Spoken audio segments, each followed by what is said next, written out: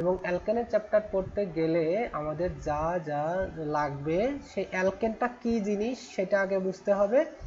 দেন অ্যালকেনের বিভিন্ন রকমের যে সিনথেসিস আমরা পড়ব, যত রকমের প্রপার্টিস আছে, ফিজিক্যাল প্রপার্টিস বা কেমিক্যাল প্রপার্টিস, এগুলো পড়ব আর অ্যাপ্লিকেশন পড়ব। তো সব মিলিয়ে এই হলো আমাদের এই অ্যালকেন চ্যাপ্টারের বিষয়।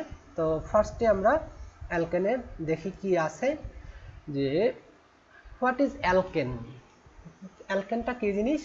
অ্যালকেনস আর অর্গানিক কম্পাউন্ড। তোমরা জানো যে কার্বনের অর্গানিক কম্পাউন্ড হিসেবে গতকালকে বা গত লেকচারগুলোতে আমি মোটামুটি বলেছি যে অর্গানিক কম্পাউন্ড কি। The compounds of carbon and hydrogen and sometimes there are several other elements like oxygen, sulphur, nitrogen, phosphorus, halogen. But mainly organic compound হতে হলে you must have to have a carbon, একটা carbon থাকতে হবে। এবং সেই কার্বনটা, এখন alkane যখন বলবো, অ্যালকেনের মধ্যে শুধুমাত্র কার্বন এবং হাইড্রোজেন থাকবে। সেটা কিভাবে থাকবে? যে জাস্ট সিঙ্গেল বন্ড, যে কোনো একটা কার্বন অ্যান্ড হাইড্রোজেন কন্টেইনিং কম্পাউন্ডের মধ্যে যদি কার্বন অ্যান্ড হাইড্রোজেন অথবা কার্বন কার্বন সিঙ্গেল বন্ড থাকে, তাহলে সেই ধরনের কম্পাউন্ডকে আমরা অ্যালকেন বলবো। তো অ্যালকেনের ক্ষেত্রে একটা জেনারেল ফর্মুলা আছে। জেনারেল ফর্মুলা, সেটাকে আমরা হোমোলাগাস সিরিজ যদি হয়, যে হোমোলাগাস সিরিজটা কি, যে কোনো এ গ্রুপ অফ কম্পাউন্ডস, যে যাদেরকে একটা জেনারেল ফর্মুলা দিয়ে এক্সপ্রেস করা যায়, যাতে শুধুমাত্র নাম্বার অফ এন এর ভ্যালু যদি আমরা চেঞ্জ করি, তাহলে আমাদের কি হবে, যে ওই সিরিজের একটা দুইটা তিনটা মেম্বার করে আস্তে একটা একটা করে অ্যাড হবে। তো সেই ক্ষেত্রে আমরা এভাবে বলি যে হোমোলাগাস সিরিজ হলো কি, a group of compounds having very similar formula, that means general can be expressed with a general formula, and আর কি হবে, their physical properties and chemical properties are similar, that means exactly same না, similar, and changes with changing the number of the carbon, যে কার্বনের number কম বেশি হলে সেক্ষেত্রে এদের physical property বা কেমিক্যাল প্রপার্টি আস্তে আস্তে চেঞ্জ হতে থাকে। তাহলে এইগুলোকে বললাম আমরা হোমোলাগাস সিরিজ। তাহলে হোমোলাগাস সিরিজের মধ্যে এই অ্যালকেন একটা হোমোলাগাস সিরিজ, এবং সেই অ্যালকেনটাকে আমরা জেনারেল ফর্মুলা দিয়ে সিম্বলাইজ করতে পারি CnH2n+2। যেমন আমি সেকেন্ড ক্লাসটায় বা সেকেন্ড লেকচারে মেনশন করেছিলাম যে methane, ethane, propane, butane, pentane, heptane, এরকম করে। তাহলে সেক্ষেত্রে এই যে কার্বন আছে, মানে জেনারেল ফর্মুলা CnH2n+2, এই যে ফর্মুলাটা আছে, এইখানে এন এর ভ্যালু তোমরা জাস্ট চেঞ্জ করে দাও 1 2 3, তবে 0 হলে কিন্তু হবে না। কারণ কি, 0 হলে তখন কার্বনের নাম্বার আর থাকে না, তাহলে সেক্ষেত্রে শুধুমাত্র হাইড্রোজেন থেকে যায়, হাইড্রোজেন গ্যাস। তো সেই ক্ষেত্রে আমাদের এই যে জেনারেল ফর্মুলাটা, এই জেনারেল ফর্মুলাটা অবশ্যই নাম্বার অফ কার্বন আর এন এর ভ্যালু মিনিমাম হতে পারবে 1। তাহলে যে এখানে যদি আমরা n এর ভ্যালু 1 বসাই, তাহলে হয় কি, C1H2 × 1 + 2, তার মানে 2 + 2 4। তাহলে এইরকম C1H4, এটার নাম হলো মিথেন। এরপরে যখন আমরা আরও বাড়াবো Cn = 2, তাহলে n = যদি 2 হয়, সেক্ষেত্রে C2H2 × 2, দ্যাট মিনস 4 + 2 6। তাহলে C2H6, এটা হলো second member of the alkane, যেটাকে আমরা নাম দিয়েছি ইথেন। তাহলে এরকম করে if you change the number of value of n, then you will get the successive member of this alkane series. So এই হলো আমাদের অ্যালকেন। এখন আমরা এরপরে যাব যে অ্যালকেনের অকারেন্স। অকারেন্স বলতে হলো যে কোথায় পাওয়া যায়, কি ধরনের সোর্সে অথবা কোন জায়গায় আমরা এই অ্যালকেনগুলো পেয়ে থাকি। The most important source for alkanes are oil and natural gas, যে অয়েল এবং ন্যাচারাল গ্যাসের মধ্যে আমরা বেশিরভাগ ক্ষেত্রেই এই অ্যালকেনগুলো পেয়ে থাকি।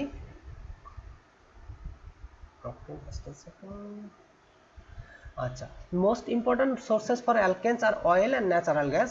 Oil is a mixture of liquid alkanes and other hydrocarbons. মানে তোমরা বিভিন্ন ধরনের অয়েলের নাম জানো, সেটা সরি, আমরা কখনো রান্নার কাজে ব্যবহার করি, রান্নার গ্যাস হিসেবে, কখনো খাওয়ার জন্য, কখনো জ্বালানি হিসেবে, সেটা কি বিভিন্ন রকমের ইঞ্জিনে। তো এর বিভিন্ন ধরনের অয়েল আমরা ব্যবহার করে থাকি, কিন্তু সেই অয়েল সবগুলোই কিন্তু অ্যালকেন। সেটা হতে পারে মানে branch chain or long chain, কিন্তু যত হাইড্রোকার্বন আছে সবগুলোই কিন্তু যত অয়েল আছে সবগুলোই হাইড্রোকার্বন, এবং সেই হাইড্রোকার্বনের নাম্বার অফ কার্বনের কম বেশির উপরে বেস করে আমরা সেই কম্পাউন্ডটাকে বিভিন্ন কাজে ব্যবহার করে থাকি, কারণ সেগুলোর প্রপার্টি ভিন্ন ভিন্ন হয়ে থাকে। তো সেক্ষেত্রে সবচেয়ে গুরুত্বপূর্ণ সোর্স হলো অ্যালকেনের সোর্স অয়েল এবং natural gas. Oil is a mixture of liquid alkanes and other hydrocarbons. মানে আমাদের বিভিন্ন, যেমন কেরোসিনের কথা যদি বলি, কেরোসিন অথবা পেট্রোল অথবা ডিজেল অথবা মোবিল অথবা গ্যাসোলিন, এর সবগুলোই কিন্তু লিকুইড। তাহলে অয়েলটা যে আমরা বলি যে ন্যাচারালি যেগুলো খনির মধ্যে পাওয়া যায় সেগুলো কিন্তু 100% পিওর কোনো কম্পাউন্ড থাকে না। তো তার ভিতর বিভিন্ন ধরনের গ্যাসে লিকুইডের মিক্সচার থাকে, যেগুলোকে আমরা ডিফারেন্ট প্রসেসে সেপারেট করি, এবং সেপারেট করে আমাদের টার্গেট অনুযায়ী যে কম্পাউন্ডটা আমাদের যেভাবে দরকার হয় সেভাবে এটা আমরা এক্সট্রাক্ট করে নিই। তাহলে oil is a mixture of liquid alkanes and other hydrocarbons. মানে লিকুইড অ্যালকেন থাকবে, সাথে অন্য অন্য হাইড্রোকার্বন, কখনো কখনো পিস থাকতে পারে, যে রাস্তায় যে আমরা পিস ব্যবহার করি, তো এই পিসগুলোও কিন্তু এই হাইড্রোকার্বনের, সেটা হবে কি কার্বনের নাম্বারটা অনেক বেশি। তো আমরা যত রকমের, আমি বলেছিলাম বারে বারেই যে আমরা দুনিয়াতে যা কিছু ব্যবহার করি, যা কিছু খাই, যা কিছু পরিধান করি, সব কিছুই কিন্তু এই হাইড্রোকার্বন বা কার্বন কন্টেনিং কম্পাউন্ড এবং আলটিমেটলি অর্গানিক কম্পাউন্ড। তো higher alkanes are which are solid, যেগুলো খুব বড় বড় কার্বন বিশিষ্ট বা অনেক বেশি কার্বন বিশিষ্ট কম্পাউন্ড, সেগুলোকে আমরা হায়ার অ্যালকেন বলছি, এবং সেগুলো কি হয় যে which are solid ochre as residues from oil distillation. যে আমরা বিভিন্ন ধরনের অয়েলকে যখন ডিস্টিল করে পিওর কম্পাউন্ড তৈরি করার চেষ্টা করি, তখন যেগুলো রেসিডিউ থাকে, যেগুলো রেসিডিউ থাকে, সেই রেসিডিউগুলো কি হচ্ছে যে শেষ বেলায় যেগুলো থেকে যাচ্ছে, দ্য রেসিডিউস আর ওই সলিডগুলো, যেমন রাস্তার পিস হোক অথবা আলকাতরা হোক, এগুলো one of the largest natural deposits of solid alkanes is an asphalt lake known as the pitch lake. মানে আমি একটু আগে যে পিস শব্দটা ইউজ করেছি, সেই পিস, যে রাস্তায় যে আমরা পিসগুলো ব্যবহার করি অথবা আলকাতরা, এগুলো যা আছে সেগুলোই কিন্তু ওই যে বিভিন্ন ধরনের। তবে এটা হলো খুব ফেমাস, যেটা যে ত্রিনিদাদ অ্যান্ড টোবাকো, এই রিজিয়নে একটা লেক আছে যেখানে খুব বেশি পরিমাণে পিস পাওয়া যায়, তো সেই জন্য ওইটার নাম দেওয়া হয়েছে পিস লেক। আচ্ছা, এরপরে natural gas contains primarily methane. তবে আমরা কিন্তু একটু লাকি, মানে আমাদের দেশে যে ন্যাচারাল গ্যাসগুলো পাওয়া যায় এর মোর দ্যান 90% হলো মিথেন। তো সেক্ষেত্রে আমরা খুব লাকি যে আমাদেরকে রিফাইন করতে, খুব বেশি রিফাইন করতে কষ্ট হয় না বা কষ্ট এতই পড়ে না। তো সেই কারণে যে আমাদের দেশের এই যে ডিজেল বা ন্যাচারাল গ্যাস, এটার দামটা তুলনামূলক অনেকটাই কম, কিন্তু দেশের বাইরে গেলে এটার দাম অনেকটাই বেশি, কারণ বিভিন্ন দেশে যে ন্যাচারাল গ্যাসগুলো পাওয়া যায়, এই ন্যাচারাল গ্যাসগুলোর পিওরিটি তুলনামূলক অনেক কম।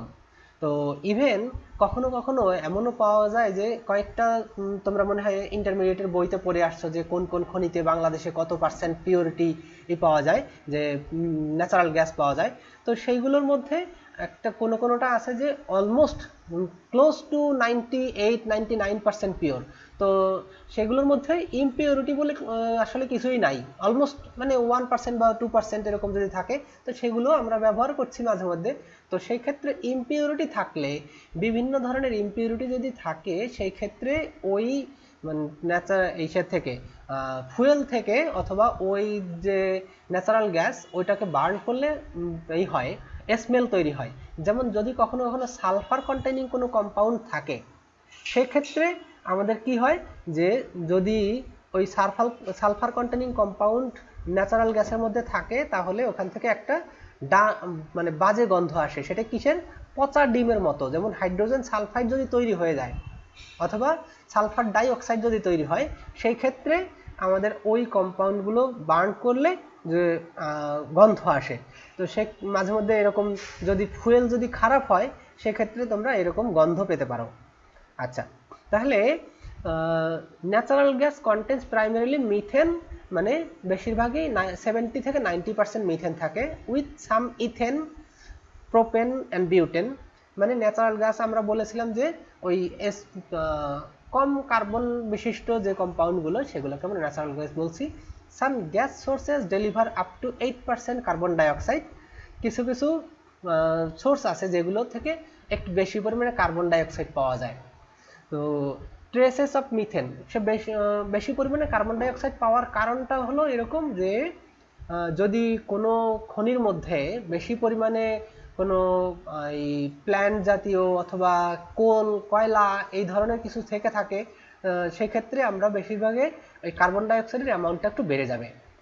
ট্রেসেস অফ মিথেন কত পার্সেন্ট বলে দেওয়া আছে দেখো, 0.00017% or 1.7 ppm occur in the Earth's atmosphere।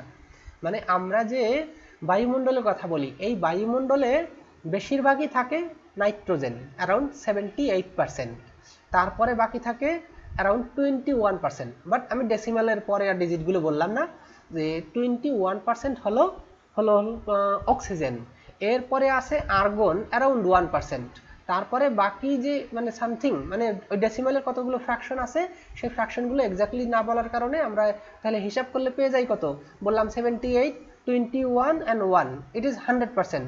তাহলে বাদ বাকি আরও যে কম্পোনেন্টগুলো আছে সেগুলো, তার মানে আমি ডেসিমালের পরে নাম্বারগুলো বলিনি বলে যে আরও কম্পোনেন্ট কতগুলোর কথা হিসাবে আসলো না।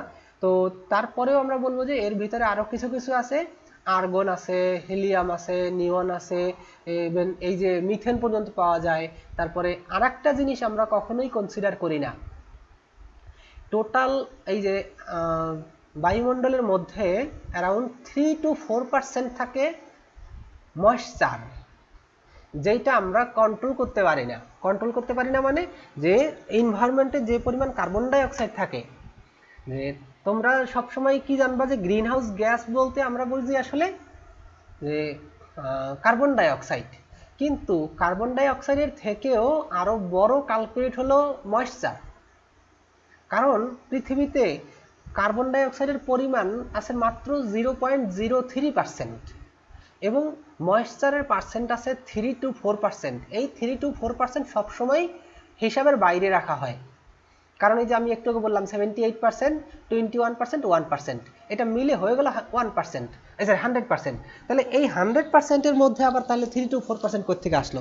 আসলে টোটাল এনভায়রনমেন্টের বা অ্যাটমসফিয়ারের মধ্যে 3 to 4% ময়েশ্চার থাকে, ওইটাকে বাদ দিয়েই আমরা 100% হিসাব করি, কারণ আমরা ধরি না যে ময়েশ্চারটা অ্যাটমসফিয়ারের পার্ট।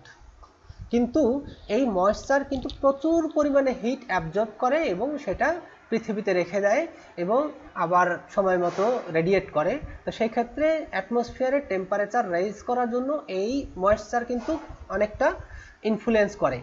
তো কিন্তু যেহেতু পৃথিবীর অ্যারাউন্ড 71% হলো ওয়াটার, এই কারণে আমরা এতটুকু মানে এই ময়েশ্চারটাকে বা ওয়াটারের ভ্যাপারটাকে আমরা কন্ট্রোল করতে পারি না। তো আমরা যেটা কন্ট্রোল করার চেষ্টা করতে পারি যে কার্বন ডাইঅক্সাইড, যত পরিমাণে কার্বন ডাইঅক্সাইড করবে রিলিজ করবে সেটা যাতে আমরা কম করতে পারি। যেমন এই কার্বন ডাইঅক্সাইডটা বেশিরভাগই তৈরি হয় মানুষের বিভিন্ন কর্মকাণ্ডের কারণে। তো সেইগুলো যদি আমরা কন্ট্রোল করতে পারি, সেই কারণেই আমরা কার্বন ডাইঅক্সাইডের উপরে বেশি করি আর কি, কন্ট্রোল করার চেষ্টা করি।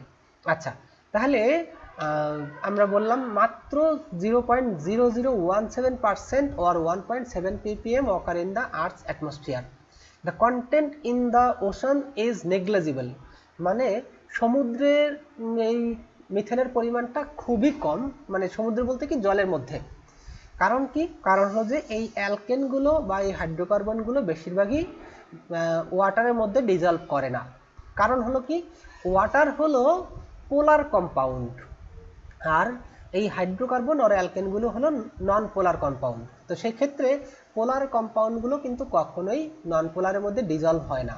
জাস্ট যদি কখনো কখনো তুমি মানে পানির মধ্যে কেরোসিন ঢেলে দাও অথবা কেরোসিনের মধ্যে পানি ঢেলে দাও, একটা লেয়ার হিসেবে থাকবে, বা লেয়ারটাকে তুমি সরাই নিলেও তারপরে কিছুটা গন্ধ হয়তো পাওয়া যাবে, ওয়াটারের মধ্যে কেরোসিনের গন্ধ অথবা কেরোসিনের মধ্যে ওয়াটারের, তো ওয়াটারে তো আর গন্ধ পাবো না, তো সেক্ষেত্রে কেরোসিনের গন্ধটাই পাবো। তো সেই ক্ষেত্রে আমরা বলবো কি যে এটা করে না, ডিজলভ করে না, কিন্তু জাস্ট ওই সারফেসের গায়ে একটু লেগে থাকে ওই পর্যন্তই। তো সেই কারণেই আমরা ওইটার গন্ধটা পেয়ে থাকি। তাহলে ওয়াটারের মধ্যে অথবা ওশানের মধ্যে আমরা মিথেন গ্যাস বা এরকম হাইড্রোকার্বন পাবো না, cause the hydrocarbon or alkanes are non-polar and water is a polar compound, so that they do not dissolve in water. আচ্ছা, এরপরে যাব আমরা স্ট্রাকচারে। যে স্ট্রাকচার হলো কি, যে এই অ্যালকেনের গঠন কিভাবে হয়। আমি প্রথম বলতে শুরু করেছিলাম যখনই, যে কার্বন হাইড্রোজেনগুলো সিঙ্গেল বন্ড তৈরি করে একটার সাথে যুক্ত থাকে। The saturated hydrocarbons or hydrocarbons are having only single covalent bonds between their carbons. They can be linear, branched or cyclic. এরকম তিন রকমের হতে পারে। সেটা লিনিয়ার যদি হয় সেক্ষেত্রে নিয়ার বাই যে কার্বন আছে, মনে করো যে দুইটা তিনটা চারটা পাঁচটা 10টা এরকম করে প্রত্যেকটা কার্বন একটার পরে একটা কি হবে, যে সিঙ্গেল বন্ড তৈরি করবে এবং লিনিয়ার চেইন গঠন করবে। তাহলে এটা হলো।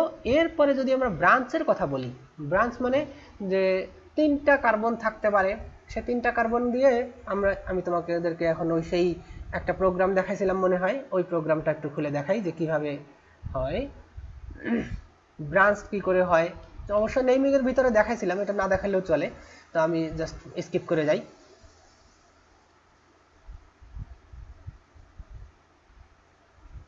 আচ্ছা, তো আমি যেটা বলছি যে তিনটা কার্বন যদি, এই যে এখানে দেখছো যে দুইটা কার্বন, একটা কার্বন আর একটা কার্বন, এই দুইটা কার্বন যদি পাশাপাশি একটা সিঙ্গেল বন্ডের মাধ্যমে যুক্ত থাকে, তাহলে এবং বাকি হাইড্রোজেনগুলো সিঙ্গেল বন্ডের মাধ্যমে যুক্ত আছে, তো এইগুলোকে আমরা এটাকে বললাম যে মিথেন, ইথেন, এবং এরপরে এটা কি অ্যালকেন, এবং এটা লিনিয়ার মানে আমরা আসলে এই দুইটা কার্বন থাকলে সেক্ষেত্রে লিনিয়ারিটিটা এত বুঝতে পারি না, কিন্তু কে আসলো এখন, হাবিবুর রহমান লেট কেন?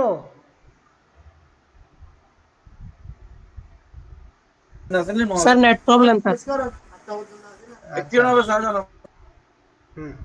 আচ্ছা ঠিক আছে, কন্টিনিউ করো। আচ্ছা, ব্রাঞ্চড যেগুলো হবে, ব্রাঞ্চের ক্ষেত্রে আমরা বলবো কি কার্বন কার্বন একটা দুইটা তিনটা এরকম করে যদি কার্বন থাকে অথবা পাঁচটা, তবে একটা যদি কার্বন থাকে অথবা দুইটা কার্বন থাকে সেই ক্ষেত্রে কিন্তু কখনোই ব্রাঞ্চ হতে পারবে না। যেমন আমি এখানে মেনশন করে দিছি যে n greater than 3, তাহলে তিনটা মিনিমাম যদি তিনটা কার্বনের থেকে বেশি না হয়, মানে তিনটা কার্বন থাকলে আমরা সেই ক্ষেত্রে ওটাকে ব্রাঞ্চ বলতে পারবো না। মানে যদি আমরা এখানে দেখাই একটা কার্বন, ওইটা আমার না গেলেই চলছে না।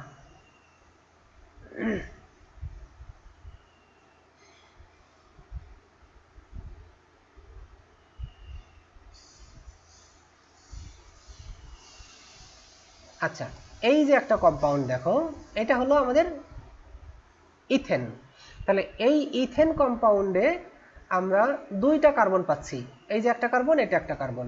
তাহলে এই ক্ষেত্রে এটার কোনো ব্রাঞ্চ হওয়ার কোনো সুযোগ নাই, কারণ এইখানে যদি তুমি আরেকটা কার্বন অ্যাড করো অথবা এইটাকে তুমি করো, একটাকে মেইন কার্বন আর একটাকে সাইড চেইন, তাহলে সেক্ষেত্রে কিন্তু নাম্বারিং হয় না, জাস্ট ওই দুইটাই মেইন কার্বনের মধ্যে, মেইন চেইনের মধ্যে পড়ে যাচ্ছে। এরপরে যদি আমরা আরও একটা কার্বন অ্যাড করি, তো সরি এখানে চারটা হয়ে গেল, তাহলে এইভাবে আমি আরেকটা অ্যাড করি, এই দেখো, তাহলে এই হলো তিনটা কার্বন হলো। তিনটা কার্বন যদি হয় সেক্ষেত্রে তোমরা যদি চিন্তা করো যে এটার থেকে ব্রাঞ্চ হবে কিনা, ব্রাঞ্চ হওয়ার জন্য আমাদেরকে কি করতে হবে, যে অবশ্যই এইখানে অ্যাড করতে হবে, তাই না? এইখানে যদি অ্যাড করি অথবা এইখানেও অ্যাড করতে পারি, তা এইখানে যদি অ্যাড করি তাহলে সেটা তো লং চেইনই হয়ে গেল। আর যদি এইখানে অ্যাড করি তাহলে কি দাঁড়ায়, যে এই কার্বনটা কিন্তু এই 2 নাম্বার কার্বনের সাথে অ্যাড করা আছে, তুমি যদি আবার এইখানেই অ্যাড করো তাহলে কি হবে, সেম জিনিসই দাঁড়াবে। যেমন এইখানে আমি অ্যাড করে দিলাম, তাহলে এখন কিন্তু কার্বনের সংখ্যা 4টা হয়ে গেল। তাহলে কার্বনের সংখ্যা যদি 4টা হয়ে যায়, তাহলে মিনিমাম 4টা যদি কার্বন না থাকে তাহলে কিন্তু তুমি ব্রাঞ্চ দেখাইতে পারবা না। তো তুমি ব্রাঞ্চ হিসেবে আঁকলেও একটা কার্বন তুমি এখানে আঁকলা, তারপরে আমি যদি এখন এই পাশটা ডিলিট করে দিই, এইটাকে যদি শুধুমাত্র হাইড্রোজেন দিয়ে রিপ্লেস করে দিই, যে আগে আমার ছিল, এখন এটাকে শুধুমাত্র হাইড্রোজেন দিয়ে রিপ্লেস করে দিলাম, তাহলে আমরা ড্র করলাম এইভাবে, কিন্তু তারপরেও আমাদের কি হবে, এটাই মেইন চেইনই হবে, এটা ব্রাঞ্চ হিসেবে দেখাতে পারবো না। তো সেক্ষেত্রে আমাদের কথা হলো যে ব্রাঞ্চ হতে হলে ন্যূনতম 4টা কার্বন থাকতে হবে একটা অ্যালকেনের মধ্যে। তো এই হলো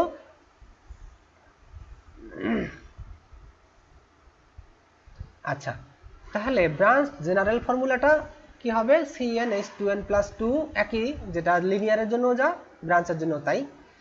তবে একটা আসবে পরে যে আমি দেখাবো সাইক্লিকের ক্ষেত্রে কিন্তু এই জেনারেল ফর্মুলাটা একটু চেঞ্জ হয়ে যাবে। সেটা কি, CnH2n+2 আর থাকবে না। যেমন দেখো এখানে এই যে সাইক্লিকের ক্ষেত্রে এই যে একটা সাইক্লিক কম্পাউন্ড, সেটা হলো আইসোবিউটেন, সরি সাইক্লোবিউটেন। তাহলে 1 2 3 4 4টা কার্বন আছে, তাহলে সাইক্লিক হিসেবে আছে 4টা কার্বনের সাথে প্রত্যেকটা কার্বনে 2টা করে হাইড্রোজেন যুক্ত আছে। তাহলে সেক্ষেত্রে জেনারেল ফর্মুলাটা কি হয়, 4টা কার্বন C4 আর 2টা hydrogen C4H8, 4 2 8।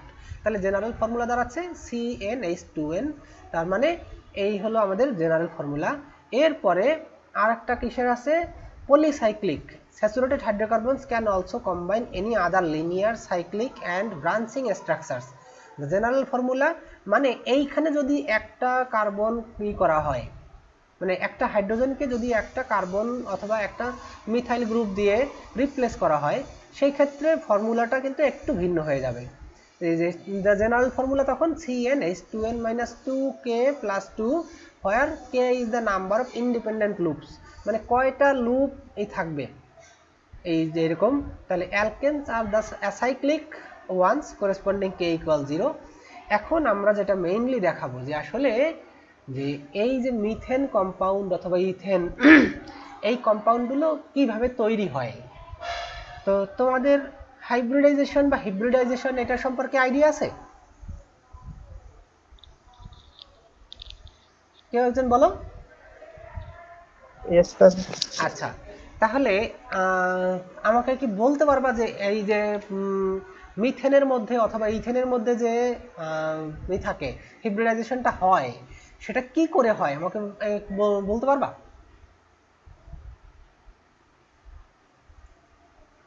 Sir, sp3. sp3 এটা হলো জাস্ট, তাহলে আমি এখন এটাকে একটু মিনিমাইজ করে দিলাম। এখন বলো যে sp3 হিব্রিডাইজেশন এটা কি করে হয়, যে মানে জাস্ট আমি যে তুমি নামটা বলে দিলা sp3, এখন সেটা কিভাবে হয়? একটা s অরবিটাল, তারপর তিনটা হচ্ছে যে একটা ইলেকট্রন s অরবিটাল থেকে, তারপর তিনটা p অরবিটাল থেকে। আচ্ছা, এর সংখ্যা একটা s অরবিটাল থেকে ইলেকট্রন 3টা p অরবিটালকে দেবে? না স্যার, হুম, সংখ্যা একটা একটা s আর তিনটা p। অরবিটাল, হ্যাঁ বলো আইনহুয়া। একটা s অরবিটাল আর তিনটা p অরবিটাল, হ্যাঁ, একটা ইলেকট্রনের একটা s অরবিটাল আর তিনটা p অরবিটাল আরেকটা ইলেকট্রনের সাথে ইলেকট্রন শেয়ারের মাধ্যমে যে মানে বন্ডিংটা হবে ওইটাই বোঝাচ্ছে বেসিক্যালি। আচ্ছা, আইডিয়াটা কিছুটা ঠিক আছে, বাট এক্স্যাক্টলি এত সুন্দর করে হয়নি। তো আমি একটু বোঝানোর চেষ্টা করি, দেখো তারপরে তোমাদের আইডিয়াটা ক্লিয়ার হয় কিনা। তোমরা কার্বনের জানো, মানে অ্যাটমিক স্ট্রাকচার জানো। তো সেটা কি, যে গ্রাউন্ড স্টেটে নর্মালি যে কার্বন যেভাবে থাকে 1s2 2s2 and 2p2, মানে কার্বনের অ্যাটমিক নাম্বার হলো 6, সেক্ষেত্রে কার্বনের 6টা ইলেকট্রন আউটার মোস্ট শেলে থাকবে, মানে আউটার মোস্ট শেলে না, আউটার শেলে। তাহলে আউটার মোস্ট শেলে থাকে হলো 4টা, কারণ ফার্স্ট শেলে আছে একটা অরবিটাল যেখানে আমরা 1s, তাহলে 1s এ মাত্র 2টা ইলেকট্রন থাকতে পারবে। তাহলে সেকেন্ড শেলে থাকতে পারবে কত, 2s এবং 2p। তাহলে সেকেন্ড শেলে ইলেকট্রন আছে 2s এ 2টা আর 2p তে আছে 2টা। তো এখন কথা হলো যে সেক্ষেত্রে 2s2 তে যদি 2টা ইলেকট্রন থাকে তাহলে এই ইলেকট্রন তো কারোর সাথে শেয়ার করবে না বা বন্ডও করবে না।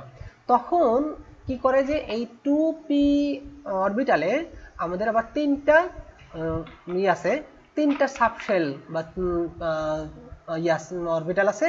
তো সেইখানে আমরা বলি যে ওই 2p টাকে 3টা ভাগে ভাগ করা হলে 2px py pg, এই 3টা অরবিটালে প্রত্যেকটায় 2টা করে ইলেকট্রন থাকতে পারে, কিন্তু এখন অ্যাভেলেবল ইলেকট্রন আছে মাত্র 2টা, কারণ 2p2। তাহলে সেক্ষেত্রে আমরা যে পাউলিস এক্সক্লুশন প্রিন্সিপাল যেটা আছে সেখানে জানি কি যে একটা অরবিটালে ম্যাক্সিমাম 2টা ইলেকট্রন থাকতে পারবে উইথ অপোজিট স্পিন, তাই না? তাহলে বিপরীত স্পিন বিশিষ্ট 2টা ইলেকট্রন থাকতে পারবে, কিন্তু এখানে আমার সব মিলিয়েই ইলেকট্রন আছে 2টা। তাহলে টোটাল ফাঁকা আছে আরো, যে যদি আমি একটাকেই ফিল আপ করি 2p2 দিয়ে 2px2, তাহলে বাকি থাকলো 2py0 2pg0। তো এখন এই কার্বনটাকে যদি আমরা গ্রাউন্ড স্টেটের কথা বললাম, যে নর্মালি এটার স্ট্রাকচারটা হয় কি করে 1s2 2s2 2p2, তবে 2p2 এখানে আমরা এভাবে না বলে যে 2px2 না বলে এখানে আমরা 2টা অরবিটালে 2টা ইলেকট্রন দিব সেম স্পিনের। তাহলে 2px এ একটা 2py এ একটা। তাহলে এইখানে দেখো গ্রাউন্ড স্টেটে আমরা যেভাবে দেখাইছি যে 2px1 2py1 এবং 2pg0। আচ্ছা, তাহলে এইটা হলো কার্বনের গ্রাউন্ড স্টেটের কনফিগারেশন। এখন এই গ্রাউন্ড স্টেট থেকে যদি আমরা কোনোভাবে এনার্জাইজড হয়ে যায় কার্বনটা যদি এক্সাইটেড স্টেটে থাকে, তাহলে এর ইলেকট্রনিক কনফিগারেশনটা কি হবে, এই যে 2s এর যে 2টা ইলেকট্রন ছিল এইখান থেকে একটা ইলেকট্রন জাম্প করে আমাদের এই যে 2pg তে চলে যেতে পারবে, অথবা সেকেন্ড অরবিটালে এই যে 2p তে চলে যাবে। 2p তে গেলে সেক্ষেত্রে আমাদের অ্যারেঞ্জমেন্টটা যেহেতু 2px এ একটা আছে 2py এ একটা আছে 2pg তে তখন আরেকটা হিসেবে আমরা রিপ্রেজেন্ট করছি।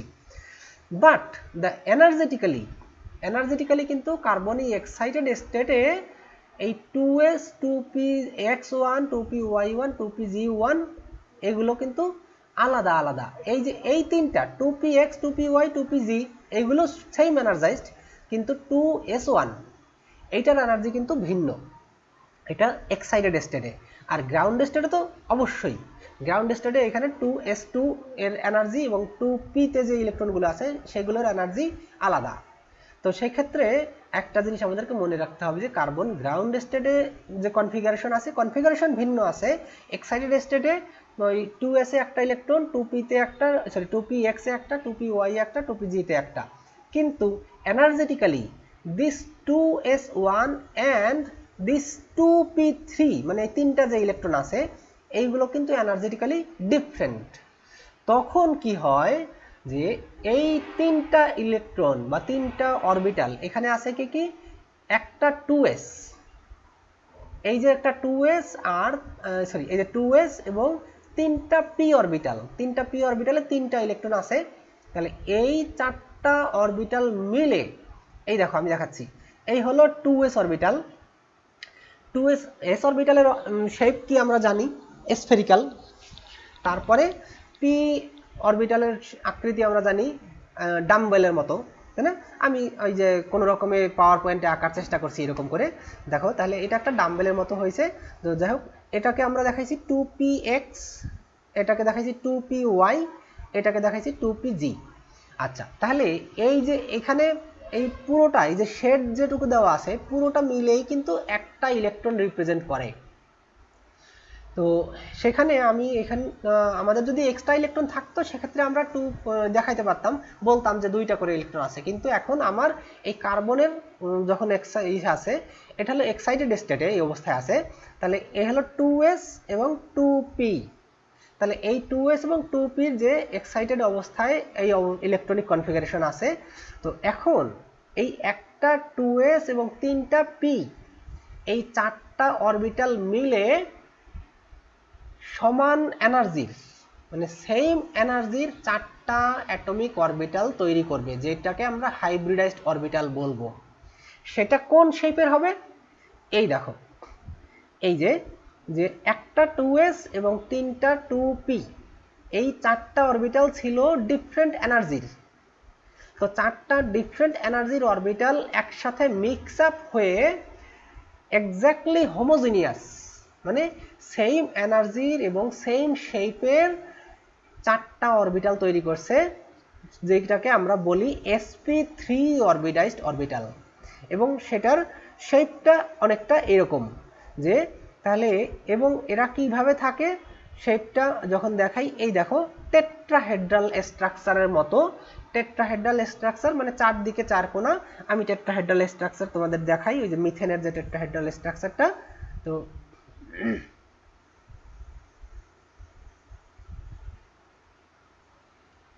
তোমরা এতদিন হয়তো বা টেট্রাহেড্রাল জিনিসটা কি সেটা শুধু মনে মনে দেখেই আসছো, কিন্তু বাস্তবে কখনো দেখার সুযোগ হয় নাই। আজকে বাস্তবে দেখো।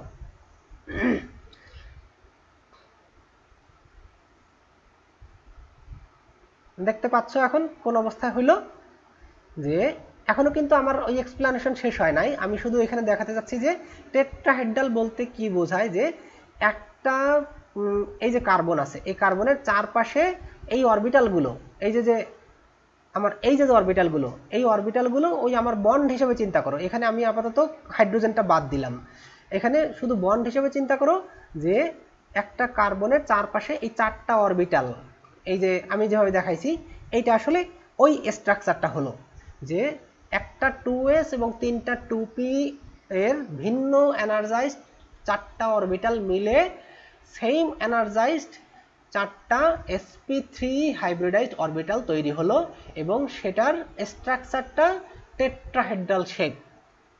তো এইখানে কিন্তু কোনো টেট্রাহেড্রালের কিছু নেই, এখানেও টেট্রাহেড্রালের কিছু নেই, এটা হলো স্ফেরিক্যাল, এটা হলো ডাম্বেল শেপড। তো সেই মানে একটা স্ফেরিক্যাল এবং 3টা ডাম্বেল, এই 3টা মিলে হয়ে গেল 4টা টেট্রাহেড্রাল স্ট্রাকচারের একটা 4টা sp3 হাইব্রিডাইজড অরবিটাল। তো এখন মিথেন তৈরি হবে কি করে? তাহলে আমরা এখন দেখতে পাচ্ছি কি এই প্রত্যেকটার মধ্যে একটা করে ইলেকট্রন আছে, তাই না? এখানে আমার 3টা ইলেকট্রন ছিল, এখানে একটা ইলেকট্রন ছিল, এই 4টা ইলেকট্রন মিলেই কিন্তু এখন 4টা sp3 হাইব্রিডাইজড অরবিটাল তৈরি হয়েছে। তখন এই sp3 হাইব্রিডাইজড অরবিটালের প্রত্যেকটা অরবিটালের সাথে একটা হাইড্রোজেনের আউটারমোস্ট শেলে ইলেকট্রন আছে একটা, এবং সেটার শেপ হলো স্ফেরিক্যাল। তো স্ফেরিক্যাল মানে হলো যদি কখনো এরকম একটা হাইড্রোজেন এই যে sp3 হাইব্রিডাইজড অরবিটালের সাথে পাশাপাশি আসে, তখন এই sp3 হাইব্রিডাইজড অরবিটাল এবং একটা হাইড্রোজেন কি করতে পারে? ফেস টু ফেস ওভারল্যাপ করতে পারে। কারণ এই স্ফেরিক্যালটা তোমার যে কোনোভাবেই এটা ফেস টু ফেস হবে, যদি তুমি সাইড থেকে দাও অথবা এই পাশ থেকে দাও অথবা এই পাশ থেকে দাও, সব দিক থেকে কি হবে, এই হাইড্রোজেন যেহেতু স্ফেরিক্যাল, তো তোমার সব দিক থেকে এটা সাইড টু সাইড ওভারল্যাপ করতে পারবে। তাহলে একটা হাইব্রিডাইজড sp3 অরবিটালের সাথে একটা হাইড্রোজেনের 1s orbital face to face ওভারল্যাপের ফলে তখন কি হয়, sp3 hybridised and s orbital এর সাথে ওভারল্যাপের ফলে এখানে একটা সিগমা বন্ড ক্রিয়েট করে। সেই সিগমা বন্ডটা আমি তাহলে এরকম করে দেখাই।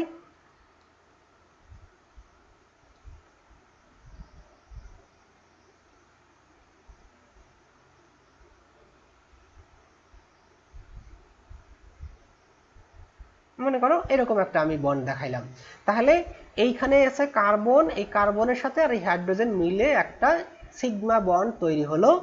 এবং এইরকম যেহেতু এই প্রত্যেকটা sp3 অরবিটাল মানে hybridised orbital exactly same property এবং সেম শেপ, সেই কারণে ও কি করতে পারবে, 4টা হাইড্রোজেনের সাথে ওভারল্যাপ করতে পারবে, 4টা হাইড্রোজেনের সাথে 4টা সিগমা বন্ড তৈরি করতে পারবে। আচ্ছা, চলে গেল।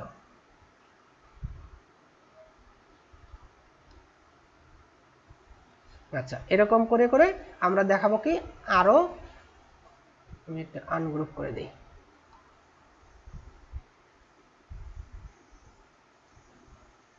আচ্ছা, তাহলে এই যে হাইড্রোজেন এবং sp3 হাইব্রিডাইজড অরবিটালের সাথে ওরা ওভারল্যাপ করলো, ওভারল্যাপ করলে 4টা সিগমা বন্ড তৈরি হবে এবং তখন আমরা বলবো কি এটা মিথেন মলিকুলটা তৈরি হয়েছে। তো এই হলো তোমার মিথেন মলিকুলার স্ট্রাকচার। এই দেখো এখানে যেভাবে দেখানো হয়েছে যে sp3 hydrogen, sp3 hydrogen, sp3 hydrogen, sp3 hydrogen. তাহলে ওভারঅল যদি আমরা স্কেলেটাল ফর্মে দেখাই তাহলে এটা হলো carbon hydrogen, carbon hydrogen, carbon hydrogen, carbon hydrogen. আর তোমরা জানো কি যে এর মধ্যে বন্ড অ্যাঙ্গেল কার্বন হাইড্রোজেন, এই হাইড্রোজেন কার্বন হাইড্রোজেন এর মধ্যে বন্ড অ্যাঙ্গেলটা অ্যারাউন্ড 109 ডিগ্রি, 109.5 ডিগ্রির মতো তোমরা এটা শুনে আসছো। কিন্তু আমি আজকে দেখাবো তোমাদের এক্সাক্ট ভ্যালুটা কত হয়। সেটা তো তোমরা কখনোই মানে সারা জীবন বইতেই পড়ে আসছো যে আসলে এটার অ্যাঙ্গেলটা কত হয়। আমি এখন তোমাদেরকে একুরেটলি দেখাচ্ছি যে এই মলিকুলটা হলো অপটিমাইজড স্ট্রাকচার। অপটিমাইজড মানে কি, আমি প্রথমে একটা ইনিশিয়াল স্ট্রাকচার দিয়ে দিয়েছিলাম, দেওয়ার পরে এর সিচুয়েশন অনুযায়ী আমাদের একটা সিমুলেশন, এই যে একটা প্রোগ্রাম, এটার নাম হলো গাউসিয়ান। এই গাউসিয়ান প্রোগ্রাম কি করে, আমি আমার ইচ্ছা মতো মলিকুলটাকে অপটিমাইজ করতে পারি। এটা সাইন্টিফিক্যালি মানে দেখা গেছে কি যে এই যে মডেলটা অথবা এই যে সিমুলেশনটা এটা মানে রিয়াল যে স্ট্রাকচার, মলিকুলার রিয়াল যে স্ট্রাকচার তার মতোই।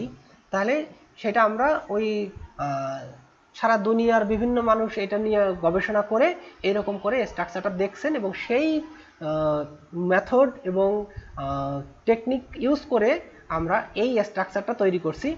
এখন দেখো তাহলে এইটার বন্ড অ্যাঙ্গেলটা কত হয়। এই যে আমি অ্যাঙ্গেলে এখানে ক্লিক করলাম, ঠিক আছে, অ্যাঙ্গেলে ক্লিক করলে তখন এখন দেখবা যে এই যে একটা হাইড্রোজেন, এই কার্বন আর এই যে হাইড্রোজেন, এইটার মধ্যে আমি অ্যাঙ্গেলটা কত দেখো 109.47122 ডিগ্রি। ঠিক আছে, তাহলে তোমরা এতদিন শুধু শুনেই আসছো যে carbon hydrogen, hydrogen carbon hydrogen এর মধ্যে বন্ড অ্যাঙ্গেল হলো 109.5 ডিগ্রি। তাহলে এক্সাক্ট ভ্যালুটা আমরা এখান থেকে পেলাম। এবং তুমি যদি দেখো যে এই ভ্যালুটা শুধুমাত্র আমি একটু আগে বলছিলাম যে exactly same structure same properties সবগুলো অরবিটালের, তাহলে আমরা এখন এই কার্বন আর ওই মানে এইটার মধ্যে বন্ড অ্যাঙ্গেলটা দেখলাম যে আমি একটু নাম্বারিং যদি করে দেই তাহলে সেক্ষেত্রে তোমাদের সুবিধা হবে ডিস্টিংগুইশের জন্য। লেবেল করে দিলাম, দেখো এখন এই যে 3 নম্বর হাইড্রোজেন এবং এক কার্বন এবং 4, তাহলে 3, 1, 4 এর মধ্যে যে বন্ড অ্যাঙ্গেল এটাকে বললাম আমরা 109.47122। তাহলে এরপরে যদি আমি দেখি অন্য আর একটা কার্বন হাইড্রোজেনের মধ্যে যে বন্ড অ্যাঙ্গেল কি সেম আছে কিনা, তাহলে আমি চলে যাই 5 নম্বরের মধ্যে, দেখো এই যে 5 আর 2 এর মধ্যে দেখবো 5, 1, 2, দেখো 109.47122 এক্স্যাক্টলি দ্য সেম। ইভেন নিচে যদি দেখো এটা যদি বলি তো এটা কোনটা কোনটা দেখবো আমি, এটা দেখি 3, 1, 2, 109.47122। তার মানে হলো কি যে বন্ড অ্যাঙ্গেল একদমই সেম, মানে তুমি যেদিকেই দেখো না কেন সব দিকেই এটার 109.47221 ডিগ্রি 122 এই ডিগ্রি হলো বন্ড অ্যাঙ্গেল। এরপরে যদি বলি বন্ড লেন্থ, এই হলো আমার বন্ড লেন্থের চিহ্ন। এটা হলো তুমি যদি এখানে কার্সারটা ধরো তাহলে দেখাবে এটা মডিফাই বন্ড, মানে বন্ড লেন্থটাকে আমি চেঞ্জ করতে পারবো যদি আমি চাই। তো আমরা এখন এটা মডিফাই করব না, এক্সাক্ট ভ্যালুটা কত সেটা আমরা এখান থেকে দেখব। তাহলে এই হলো এক কার্বন এবং এই হাইড্রোজেনের মধ্যে বন্ড ডিসটেন্সটা কত, ও না আমার এখনো সিলেক্ট করা হয় না এটা। আচ্ছা, তাহলে 1.10018, এটা ইউনিটটা হলো অ্যাংস্ট্রম, 10⁻⁻10 মিটার। ঠিক আছে, তাহলে 1.100018 এত অ্যাংস্ট্রম, এটা হলো আমাদের বন্ড লেন্থ। এটা কোনটা কোনটা পেয়েছি আমি, 1 এবং 3, 1 এবং 3 নম্বর কার্বনের মধ্যে 1 নম্বর এবং 3 নম্বর হাইড্রোজেন। যদি অন্য আর একটা দেখি 1 নম্বর আর 4 নম্বরেরটা দেখি 1.10018 এক্স্যাক্টলি সেম। অন্য আর একটা দেখো 1.10018। তাহলে এখান থেকে দেখা গেল কি যে আমাদের এই যে sp3 হাইব্রিডাইজড অরবিটালের কথা আমি বলেছিলাম যে এক্স্যাক্টলি সেম এনার্জাইজড এবং প্রপার্টি কিন্তু এক্স্যাক্টলি সেম এবং বন্ড অ্যাঙ্গেল বন্ড লেন্থ সব কিছুই সেম। তো সেই কারণেই আমরা বলছি হাইব্রিডাইজড অরবিটাল, যা কিনা তাদের এনার্জি বন্ড লেন্থ সব কিছুই সেম হচ্ছে। এরপরে আমরা যাব, তাহলে এখন আমরা এখানে দেখলাম কি বন্ড অ্যাঙ্গেল শেখা হইলো, বন্ড লেন্থ শেখা হইলো হাইব্রিডাইজড অরবিটাল। এরপরে যদি আর একটু বড় মলিকুলের কথা বলি, ইথেনের কথা বলি, তাহলে ইথেনের কথাই হলে কি হবে এক্স্যাক্টলি সেম থিং, যে এইখানে যেমন কার্বনটা sp3 হাইব্রিডাইজড ছিল, ঠিক ইথেনের বেলাও sp3 হাইব্রিডাইজ হবে। এই কার্বনটা বলি, তো একটা কার্বন sp3 হাইব্রিডাইজড মানে 4টা sp3 অরবিটাল আছে, একটা sp3 একটা sp3 একটা sp3 একটা sp3। ঠিক একইভাবে আর একটা কার্বন, 2টা কার্বন হবে কি sp3 হাইব্রিডাইজ, তাহলে এই কার্বনটা sp3 হাইব্রিডাইজ, একটা sp3 একটা sp3 একটা।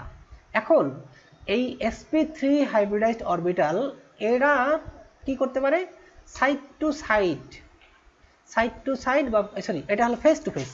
তাহলে ফেস টু ফেস যদি সাইড টু সাইড হইতো তাহলে এইটা আর এইটা সাইড মানে পাশাপাশি, দুইজন মানুষ যদি পাশাপাশি বসে থাকে তাহলে তাদের একজনের ডান হাতের সাথে আর একজনের বাঁ হাত মিশবে, তো ওইটা হলো সাইড টু সাইড। আর যদি ফেস টু ফেস হয় তাহলে একজনের মুখের সামনে আর একজন বসবে বা মুখোমুখি। তাহলে এইটা আমরা এখানে দেখাচ্ছি যে একটা sp3 হাইব্রিডাইজড কার্বন আর একটা sp3 হাইব্রিডাইজড কার্বনের মধ্যে ফেস টু ফেস ওভারল্যাপের ফলে একটা সিগমা বন্ড তৈরি হচ্ছে।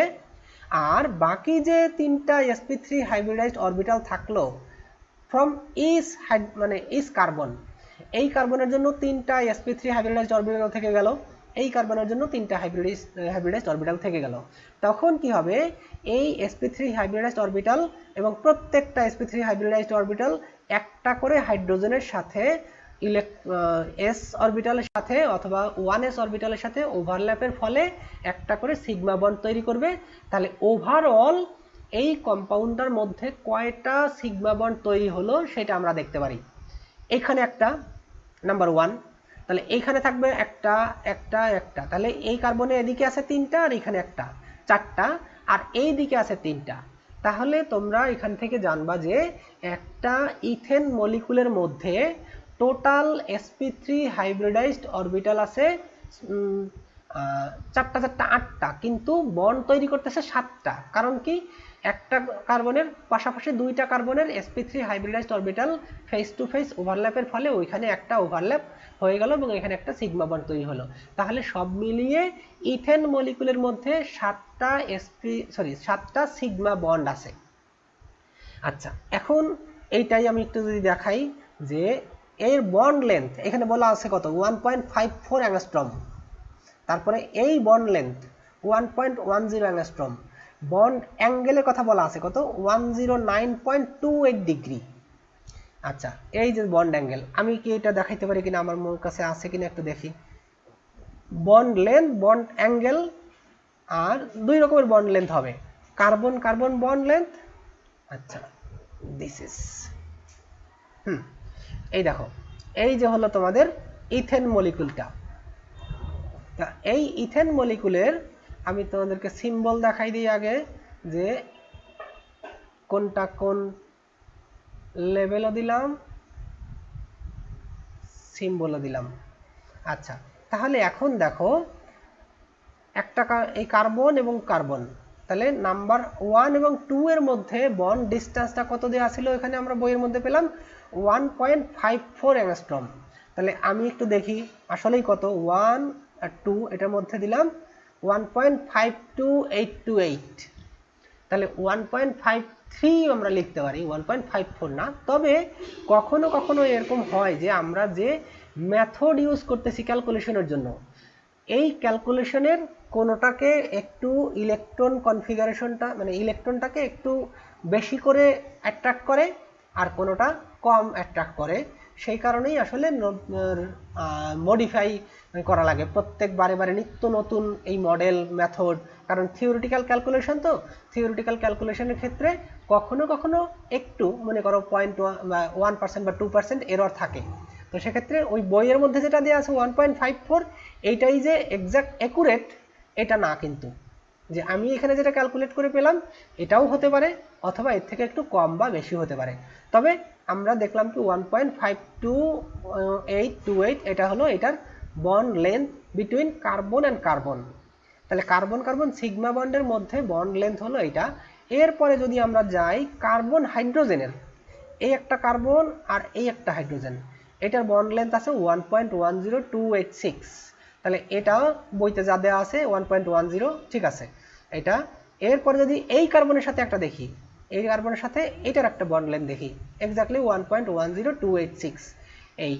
এরপরে বন্ড অ্যাঙ্গেল দেখব, বন্ড অ্যাঙ্গেলটা কোনটা কোনটা, একটা হাইড্রোজেন একটা কার্বন আর এইটা 107.33, ওখানে ছিল 109.28। তাহলে এখানে কিন্তু আলাদা আসছে, কারণ আমরা যে ভিন্ন ভিন্ন মডেল আমরা ইউজ করছি। কিন্তু একটা জিনিস দেখবা যে এই যে বন্ড অ্যাঙ্গেল আছে, এই বন্ড অ্যাঙ্গেল কিন্তু সবটার মধ্যেই সমান 10, এটা দেখি এটা এটা বললাম 107.336 এটা। এভাবে যদি দেখি এটার সাথে এটা এটা এটা, তাহলে ওই যে 107.336। আচ্ছা, তাহলে এই হলো আমাদের বন্ড, এই যে মিথেন বা ইথেন মলিকিউলগুলো কিভাবে তৈরি হয়, এদের স্ট্রাকচারটা কেমন, এটা আমরা দেখে নিলাম। আচ্ছা, এরপরে আমাদের কাজ এখন এখানে কারো কোনো হাইব্রিডাইজেশন নিয়ে কোনো প্রশ্ন আছে বা কোনো কনফিউশন আছে যে এইটা বুঝতে পারি নাই এরকম, বা মিথেন ইথেনের স্ট্রাকচার নিয়ে কারো কোনো সন্দেহ আছে কিনা যে এটা বুঝতে পারিনি?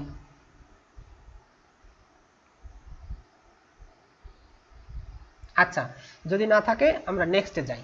তাহলে এখন হলো আমরা এই যে হাইব্রিড এইগুলো অ্যালকেনগুলো, এই অ্যালকেনগুলো কিভাবে তৈরি করব। তো এর জন্য অনেকগুলো টেকনিক আছে, তবে আমরা যেহেতু পড়ার জন্য পড়ব, মানে প্র্যাকটিক্যাল আমরা এখন করতে যাব না, তো সেই কারণে যতগুলো টেকনিক এ যাবৎকালে সায়েন্টিস্টরা রিসার্চ করে করে দেখছেন, আবিষ্কার করছেন, সেগুলো সবগুলোই আমরা একটার পর একটা দেখার চেষ্টা করব। যদি আমাদের প্র্যাকটিক্যালে অথবা কোনো ইন্ডাস্ট্রিতে যদি কোনোদিন তোমাদের কাজ করতে যেতে হয়, তাহলে আমরা হয়তোবা যেটা সবচেয়ে ভালো সেটা ইউজ করব। কিন্তু কোন আমরা পড়ার জন্য পড়ছি মানে জানার জন্য যে এই রিঅ্যাকশনগুলোর মাধ্যমে অথবা এই প্রসেসের মাধ্যমে আমরা এইগুলো সিনথেসিস করতে পারি অথবা তৈরি করতে পারি অ্যালকেনগুলো, সেইগুলো আমরা একটু এখানে দেখব। The first 5 members of the alkane series can be obtained in the pure form by the fractional distillation of petroleum and natural gas. আচ্ছা, এই যে ফ্র্যাকশনাল ডিস্টিলেশন ওয়ার্ডটা ইউজ করলাম, ফ্র্যাকশন মানে হল পার্ট, তাহলে part by part distillation, fractional distillation হলো যে একটা ন্যাচারাল গ্যাসের কথা বলেছে, পেট্রোলিয়াম অ্যান্ড ন্যাচারাল গ্যাস। এখন পেট্রোলিয়াম এবং ন্যাচারাল গ্যাসের একটা মিক্সচার, নর্মালি আমরা খনিজ থেকে পেয়ে থাকি মিক্সচার, তাহলে এর ভিতরে কখনো কখনো সেই পিস পর্যন্ত বা আলকাত্রা পর্যন্ত থাকতে পারে। তো সেগুলোকে আমরা সেপারেট করার জন্য অথবা এই যে ন্যাচারাল গ্যাস যেগুলো আছে, আমরা ফার্স্ট 5 মেম্বার্স, প্রথম 5টা মেম্বারকে সেপারেট করার জন্য ওইটার ফ্র্যাকশনাল ডিস্টিলেশন করব। সেটা কিভাবে, যে তোমাদের ফ্র্যাকশনাল ডিস্টিলেশন সম্পর্কে জানা আছে?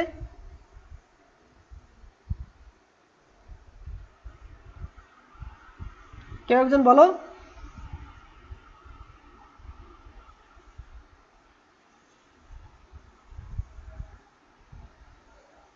Hello, no sir.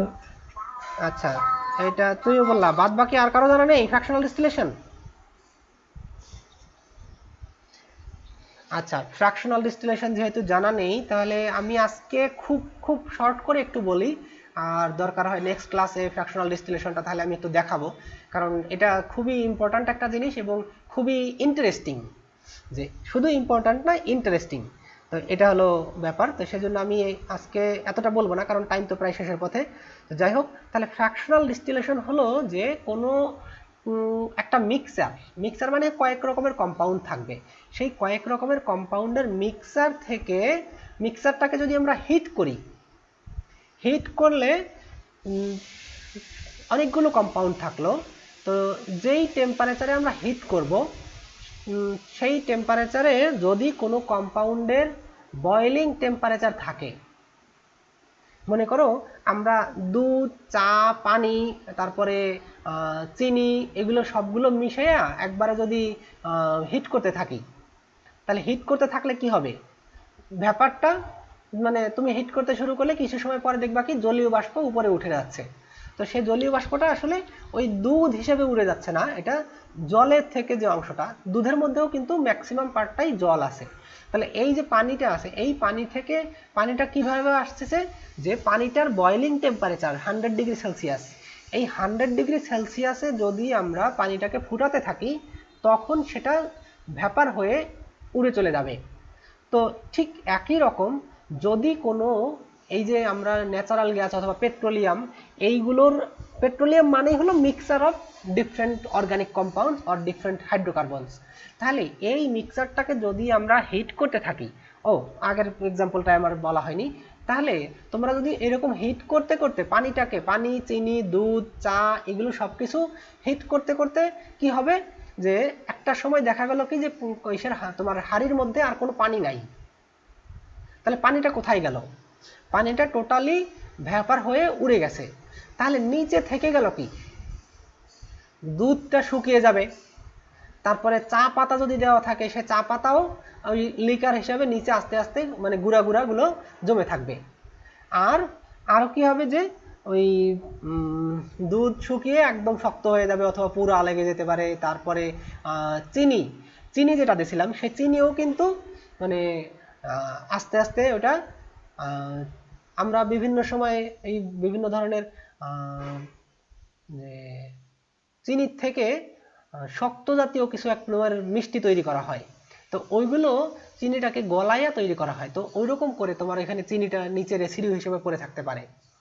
তো যে কথা বলছিলাম, আমার মেইন উদ্দেশ্য হলো যে একটা মিক্সার থেকে প্রথমে আমি একটা কম্পোনেন্ট পাইলাম, মানে পানিটাকে আমি উপরে ভ্যাপার করে উড়াই দিছি। তো এখন ওই পানিটাকে যদি তুমি কোনোভাবে কালেক্ট করে, মানে ব্যাপারটাকে কোনোভাবে কালেক্ট করে যদি ঠান্ডা করতে পারো, তাহলে কি হবে, তুমি পানিটাকে পেয়ে গেলা, আর বাদ বাকি যে কম্পোনেন্টগুলো সেগুলো তোমার হাড়ির মধ্যে থেকে গেল। ঠিক একই টেকনিক আমরা এখানে অ্যাপ্লাই করব, সেটা হলো for fractional distillation, A mixture of compound petroleum অথবা ন্যাচারাল গ্যাস, যার ভিতরে অনেকগুলো কম্পাউন্ড থাকবে। তাহলে ওই কম্পাউন্ডগুলোকে একসাথে হিট করতে থাকলে প্রথমে কি হবে, যেই কম্পাউন্ডের বয়েলিং টেম্পারেচার সবচেয়ে কম, সেই কম্পাউন্ডটা আগে কি হবে, ভ্যাপার হয়ে বা বাষ্প হয়ে উড়ে যাবে। তখন ওইটাকে কি করতে হবে, তোমার ওই বাষ্পটাকে কালেক্ট করতে হবে, ওই বাষ্পটাকে কালেক্ট করে ঠান্ডা করতে হবে। তো সেই ঠান্ডা করার জন্য আমরা বিভিন্ন ধরনের কুলিং সিস্টেম ইউজ করব, সেগুলো আমি একটা ছবি দিয়ে দেখাইলে তোমরা সুন্দর বুঝতে পারবা। যাই হোক, তো সেক্ষেত্রে আমি এটা জাস্ট বলে দিলাম যে ওই যে গ্যাসটা প্রথমে যে কম্পোনেন্টটা যার বয়েলিং টেম্পারেচার সবচেয়ে কম, ওই টেম্পারেচারে কি হবে, যে ওই কম্পাউন্ডটা ভ্যাপার হয়ে বা জলীয় বাষ্প হয়ে উড়ে যাবে, বাষ্প হয়ে উড়ে গেলে এবং সেটাকে ঠান্ডা করলে আমরা ওই কম্পাউন্ডটা পিওর অবস্থায় পেয়ে যাব। সেকেন্ড যে কম্পোনেন্টটা থাকবে, সেই সেকেন্ড কম্পোনেন্টটা একই রকম ভাবে, যে প্রথম কম্পোনেন্টটা যখন শেষ হয়ে গেল তখন সেকেন্ড কম্পোনেন্টটা ওই টেম্পারেচারটা আবার বেড়ে যাবে। তুমি যেই টেম্পারেচারে হিট করতেছিলে সেই টেম্পারেচারে ওই যে ফার্স্ট কম্পোনেন্টটা শেষ না হওয়া পর্যন্ত ওই টেম্পারেচার থেকে কিন্তু রাইজ করবে না।